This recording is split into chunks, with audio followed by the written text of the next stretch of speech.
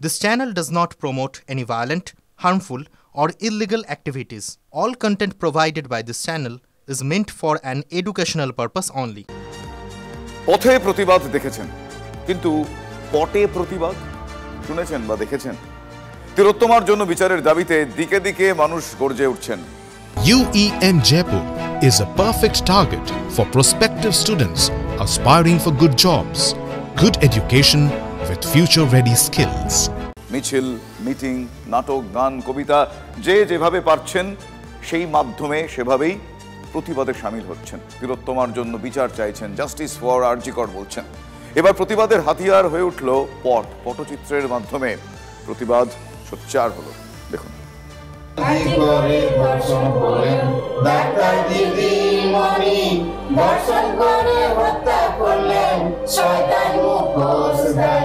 একটু অবাক লাগতে পারে, পটের গানে দেবদেবীর উপাখ্যান বা মঙ্গল কাব্যের মতো বিষয়গুলোই শোনা যেত।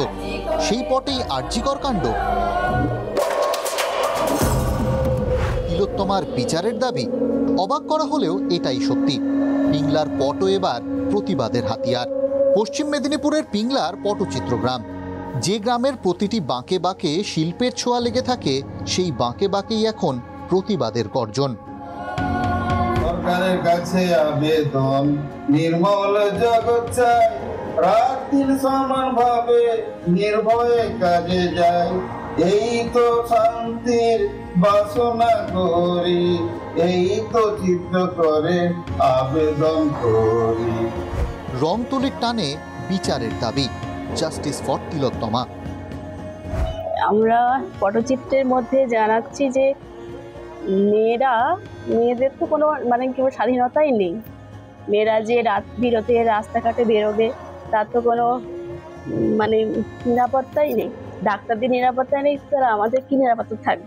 আরো বেশি যেন ভয় জড়িয়ে গেছে যে ভগবানের যদি স্থানের পর্যায়ে মেয়ের যদি এরকম হতে পারে তাহলে আমরা কি? তো আমরা চাই যে দোষীদের খুব শাস্তি হোক, শাস্তি চাই। তার জন্য আমরা পটচিত্র এঁকে মানুষের কাছে পৌঁছে দিচ্ছি। পথের প্রতিবাদ থেকে পটের প্রতিবাদ, পানিহাটির তিলোত্তমা মিলিয়ে দিলেন শহরের রাজপথ থেকে গ্রামের গলিপথ। পিংলা থেকে দেবব্রত সরকারের রিপোর্ট, TV9 বাংলা। মেয়রের ঘর থেকে বিরোধী কক্ষ চেনে আমাকে সব পক্ষ। কর্পোরেশনের খবর মানে আমি সায়ন্ত। TV9 বাংলা না দেখলেই নয়।